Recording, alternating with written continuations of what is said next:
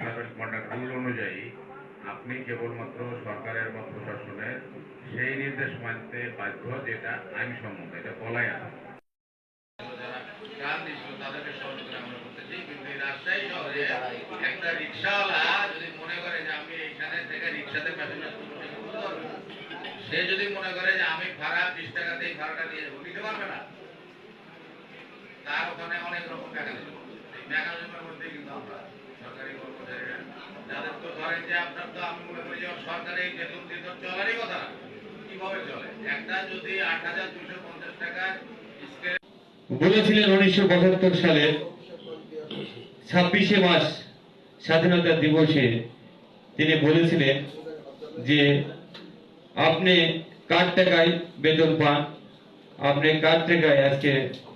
সংসার চালান, আপনি কার টাকায়